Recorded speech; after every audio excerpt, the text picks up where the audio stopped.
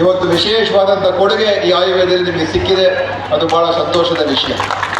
ಅದೇ ರೀತಿ ರಾಮದುರ್ಗಕ್ಕೂ ಕೂಡ ಅದು ಬಹಳ ಹಳೆಯ ಶಿಥಿಲ ಆಗಿರ್ತಕ್ಕಂಥ ಆಸ್ಪತ್ರೆ. ರಾಮದುರ್ಗನಿಗೂ ಕೂಡ ಇದೇ ರೀತಿ ಅವರಿಗೆ ಹೊಸ ಆಸ್ಪತ್ರೆಯನ್ನು ಕೊಡ್ತಕ್ಕಂಥದ್ದಕ್ಕೆ ನಾವು ಈ ವರ್ಷದಲ್ಲೇ ಮಾಡ್ತಾ ಇದ್ದೀವಿ. ನಮ್ಮ ಪಕ್ಕದ ನಮ್ಮ ಕಿತ್ತೂರು ಕ್ಷೇತ್ರದ ಏನು ಹಿಂದೆ ತಾಲೂಕು ಆಸ್ಪತ್ರೆ ಅನುಮೋದನೆ ಆಗಿತ್ತು, ಆದರೆ ಅದೆಲ್ಲೋ ಒಂದು ಕಡೆ ಕಟ್ಟೋದಕ್ಕೆ ಹೋಗಿ ಅದು ನೆನೆಗುದಿಗೆ ಬಿದ್ದಿತ್ತು. ಈಗ ನಾವು ಅದಕ್ಕೆ ಇನ್ನೂ ಹೆಚ್ಚು ಹಣ ಕೊಟ್ಟು ಹೊಸ ಟೆಂಡರ್ ಪ್ರೋಸೆಸ್ಸನ್ನು ಮಾಡಿ ಬಹುಶಃ ಬರೋ ತಿಂಗಳನ್ನೇ ನಮ್ಮ ಕಿತ್ತೂರಿನಲ್ಲೂ ಕೂಡ ಹೊಸ ತಾಲೂಕು ಆಸ್ಪತ್ರೆ ಕಾಮಗಾರಿಯನ್ನು ಶುರು ಮಾಡಿಸ್ತಕ್ಕಂಥ ಕೆಲಸವನ್ನು ಕೂಡ ನಾವು ಪ್ರಾರಂಭ ಮಾಡ್ತಾ ಇದ್ದೀವಿ. ಅದು ನಮ್ಮ ಸತೀಶಣ್ಣ ಇಲ್ಲೇ ಇದ್ದಾರೆ. ಎಲ್ಲ ಕೆಲಸಗಳ ಅವರ ಒಂದು ಮಾರ್ಗದರ್ಶನದಲ್ಲಿ ಈ ಎಲ್ಲ ಕೆಲಸಗಳಾಗ್ತದೆ. ಇವತ್ತು ಅತನಿಗೂ ಕೂಡ ಈ ವರ್ಷ ನಾವು MCH ಆಸ್ಪತ್ರೆಯನ್ನು ಕೊಟ್ಟಿದ್ದೇವೆ. 50 ಬೆಡ್ಡಿನ MCH, ಅತಿ ಹೆಚ್ಚು ಹೆರಿಗೆ ಆಗುವಂಥ ಸ್ಥಳ ಅಲ್ಲಿ. ಅದಕ್ಕೆ ಅಲ್ಲಿ ಹೊಸ ತಾಯಿ ಮಕ್ಕಳ ಆಸ್ಪತ್ರೆಯನ್ನು ಈ ಆಯುರ್ವೇದಕ್ಕೆ ಕೊಟ್ಟಿದ್ದೇವೆ. ಈ ರೀತಿ ಖಾನಾಪುರ್ಗೆ ಅಲ್ಲಿಗೂ ಹೋದ ವರ್ಷವೇ ನಾವು ಹೊಸ ತಾಲೂಕು ಆಸ್ಪತ್ರೆ ಕೊಟ್ಟಿದ್ದೇವೆ. ಬಹುಶಃ ಇಡೀ ಕರ್ನಾಟಕದಲ್ಲಿ ಅತಿ ಹೆಚ್ಚು ನಮ್ಮ ಇಲಾಖೆಯಿಂದ ಈ ಹೊಸ ಕಟ್ಟಡಗಳಿಗೆ ಸ್ಯಾಂಕ್ಷನ್ ಸಿಕ್ಕಿರೋದು ಅಂತ ಹೇಳಿದ್ರೆ ಅದು ನಮ್ಮ ಬೆಳಗಾವಿ ಜಿಲ್ಲೆ. ಅದಕ್ಕೆ ನಮ್ಮ ಸತೀಶ್ ಅವರು ಮತ್ತು ಅವರೆಲ್ಲ ಸ್ನೇಹಿತರ ಕಾರಣ ಅಂತ ಹೇಳೋದಕ್ಕೆ ಬಯಸ್ತಾ ಇದ್ದೀವಿ. ಇವತ್ತನ್ನು ಕೊಡಬೇಕು ಅಂತೇಳಿ ಆ ಕಾರಣದಿಂದ ಇವತ್ತು ಇಂಥ ಕೆಲಸಗಳನ್ನು ನಾವು ಮಾಡ್ತೀವಿ. ಮುಂದಿನ ದಿವಸಗಳಲ್ಲಿ ನಾನು ಸತೀಶ್ ಅವರು ಮಾತಾಡಿದ್ದೇವೆ. ಇವತ್ತು ಬೆಳಗಾವಿನ ಜಿಲ್ಲಾ ಆಸ್ಪತ್ರೆ ಇವತ್ತು ವೈದ್ಯಕೀಯ ಶಿಕ್ಷಣ ಇಲಾಖೆಗೆ ಹೋಗಿದೆ.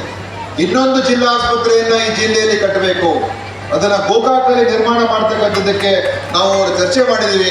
ಮುಂದಿನ ದಿವಸಗಳಲ್ಲಿ ಗೋಕಾಕ್ನಲ್ಲಿ ಒಂದು ಜಿಲ್ಲಾ ಆಸ್ಪತ್ರೆಯನ್ನು ಅದನ್ನು ಬರ್ತಕ್ಕಂಥದ್ದಕ್ಕೆ ನಾನು ಖಂಡಿತವಾಗಿ ಅದಕ್ಕೆ ಪ್ರಯತ್ನವನ್ನು ಮಾಡಿ ಬಹುಶಃ ಈ ಆಯುರ್ವೇದ ಆಗದೇ ಇದ್ದರೂ ಬರುವ ಆಯುರ್ವೇದದಲ್ಲಿ ಗೋಕಾಕಿಗೆ ಒಂದು ಜಿಲ್ಲಾ ಆಸ್ಪತ್ರೆ ಮಟ್ಟಕ್ಕೆ ತಗೊಂಡು ಹೋಗ್ತಕ್ಕಂಥ ಕೆಲಸವನ್ನು ಮಾಡ್ತೀವಿ ಅಂತ ಕೂಡ ಈ ಸಂದರ್ಭದಲ್ಲಿ ನಾನು ನಿಮಗೆ ಆಶ್ವಾಸವನ್ನು ನೀಡ್ತಾ ಇದ್ದೀನಿ ಅಂತ ಹೇಳೋದಕ್ಕೆ ಬಯಸ್ತಾ ಇದ್ದೀನಿ ಅಂತ ಹೇಳಿ ಇವತ್ತು ಇನ್ನೂ ಹಲವಾರು ಮಾಹಿತಿಗಳನ್ನು ಹೇಳೋದಿದೆ.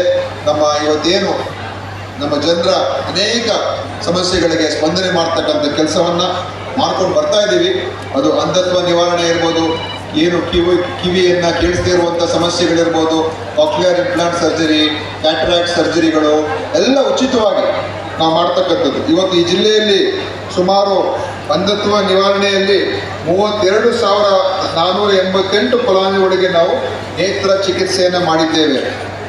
ಮತ್ತು ಅದೇ ರೀತಿಯಾಗಿ ಇನ್ನು ಹಲವಾರು ಕುಷ್ಠರೋಗ ಇರ್ಬೋದು ಅಥವಾ ಏನು TB ಇರ್ಬೋದು, ಅಂಥವ್ರಿಗೂ ಕೂಡ ನಾವು ಔಷಧಿಗಳನ್ನು ಕೊಡ್ತಕ್ಕಂಥದ್ದು ಮಾಡ್ತಾರೆ. ಈಗ ನಮ್ಮ ಮುಖ್ಯ ಮುಂದಿನ ಗುರಿ ಏನಂತ ಹೇಳಿದ್ರೆ ಬರೋ ತಿಂಗಳು ನಾವು ಗೃಹ ಆರೋಗ್ಯವನ್ನು ಬೆಳಗಾವಿ ಜಿಲ್ಲೆಯಲ್ಲಿ ಪ್ರಾರಂಭ ಮಾಡ್ತಾ ಇದ್ದೀವಿ. ಈ ಗೃಹ ಆರೋಗ್ಯ ಕಾರ್ಯಕ್ರಮ ಏನಂತ ಹೇಳಿದ್ರೆ ನಮ್ಮ ಇಲಾಖೆಯವರು ಎಲ್ಲರ ತಪಾಸಣೆಯನ್ನು ಮಾಡಿ ಈ ಜಿಲ್ಲೆಯ ಪ್ರತಿಯೊಂದು ಕುಟುಂಬ, ಪ್ರತಿಯೊಬ್ಬ ವ್ಯಕ್ತಿಯ ತಪಾಸಣೆ ಮಾಡಿ ಯಾರಿಗೆ BP ಇದೆ, ಯಾರಿಗೆ ಶುಗರ್ ಇದೆ ಅವರಿಗೆ ಉಚಿತವಾಗಿ ಅವ್ರ ಮನೆಗೇ ಔಷಧಿಗಳು ಸಿಗುವಂಥ ರೀತಿಯಾಗಿ ಮಾಡ್ತಕ್ಕಂಥ ಒಂದು ಕಾರ್ಯಕ್ರಮ. ಮತ್ತು ಬೇರೆ ಬೇರೆ ಅದರಲ್ಲಿ ಅನೇಕ ಒಂದು 10-15 ಮಾನದಂಡಗಳನ್ನು ಆ ತಪಾಸಣೆಗಳನ್ನು ಮಾಡಿ ನಾವು ಇದರ ಉದ್ದೇಶ ಏನಂತ ಹೇಳಿದ್ರೆ ರೋಗವನ್ನು ಅತಿ ಶೀಘ್ರದಲ್ಲಿ ಪತ್ತೆ ಹಚ್ಚುವಂಥ ಕೆಲಸ ಮಾಡ್ತಕ್ಕಂಥದ್ದಕ್ಕೆ ಒಂದು ಕಾರ್ಯಕ್ರಮ ಮತ್ತು ಮೊದಲೇ ಅದನ್ನು ತಿಳ್ಕೊಳ್ಳೋದಕ್ಕೆ ಒಂದು ಕಾರ್ಯಕ್ರಮ. ಆ ಕಾರ್ಯಕ್ರಮಕ್ಕೆ ಇವತ್ತು ಇಡೀ ರಾಜ್ಯ ಮಟ್ಟದಲ್ಲಿ ಈ ಬರೋ ತಿಂಗಳು ನಾವು ಪ್ರಾರಂಭ ಮಾಡ್ತಾ ಇದ್ದೀವಿ. ಬೆಳಗಾವಿಯಲ್ಲೂ ಕೂಡ ಪ್ರಾರಂಭ ಆಗುತ್ತೆ. ಅದನ್ನು ಕೂಡ ನಮ್ಮ ಜನರಿಗೆ ಆರೋಗ್ಯ ಸೇವೆಗಳನ್ನು ಒಂದು ಉತ್ತಮ ಮಟ್ಟಕ್ಕೆ ತಗೊಂಡು ಹೋಗ್ತಕ್ಕಂಥ ನಮ್ಮ ಪ್ರಯತ್ನ ಅಂತ ಹೇಳಿ ಇನ್ನು ಹೆಚ್ಚು ಭಾಷಣ ಮಾಡಿದರೆ ನಾವು ನಿಮ್ಮ ಜೊತೆಯಲ್ಲಿ ಇದ್ದೇವೆ. ನಿಮ್ಮ ಎಲ್ಲ ವಿಷಯದಲ್ಲೂ ಕೂಡ ಸ್ಪಂದಿಸೋದಕ್ಕೆ ನಮ್ಮ ಸರ್ಕಾರ ತಯಾರಾಗಿದೆ. ಗ್ಯಾರಂಟಿ ಯೋಜನೆ ಒಂದೇ ಅಲ್ಲ, ಈ ಸರ್ಕಾರ ಎಲ್ಲ ಯೋಜನೆಗಳು ಕೂಡ ಆದ್ಯತೆ ಕೊಡ್ತಾ ಇದ್ದೀವಿ. ಎಲ್ಲ ಕೆಲಸ ಕಾರ್ಯಗಳು ಕೂಡ ನಾವು ಆದ್ಯತೆ ಕೊಡ್ತಾ ಇದ್ದೀವಿ. ಆದ್ದರಿಂದ ಇವತ್ತು ನಾವು ಅಭಿವೃದ್ಧಿಯ ಪರ, ಜನಪರ ಸರ್ಕಾರ ಅಂತ ಹೇಳಿದ್ರೆ ಅದು ನಮ್ಮ ಸರ್ಕಾರ, ನಮ್ಮ ಕಾಂಗ್ರೆಸ್ ಸರ್ಕಾರ. ಇಷ್ಟು ಹೇಳಿ ಇವತ್ತು ಈ ಕಾರ್ಯಕ್ರಮ ಬಹಳ ಚೆನ್ನಾಗಿ ನಡೆದಿದೆ ಮತ್ತು ಒಳ್ಳೆ ರೀತಿಯಲ್ಲಿ ವ್ಯವಸ್ಥೆ ಆಗಿದೆ. ಇನ್ನೂ ಕೂಡ ಅನೇಕ ಜನ ಬಂದು ಹೋಗ್ತಾ ಇದ್ದಾರೆ. ಇದು ಚೆನ್ನಾಗಿ ನಡೀಲಿ ಮತ್ತು ಎಲ್ಲರ ಆರೋಗ್ಯವನ್ನು ಕಾಪಾಡತಕ್ಕಂಥ ಕೆಲಸ ನಾವು ನೀವು ಸೇರಿ ಮಾಡೋಣ ಅಂತ ಹೇಳಿ ನನ್ನ ಮಾತುಗಳನ್ನು ಮುಗಿಸ್ತೇನೆ. ಜೈ ಹಿಂದ್, ಜೈ ಕರ್ನಾಟಕ.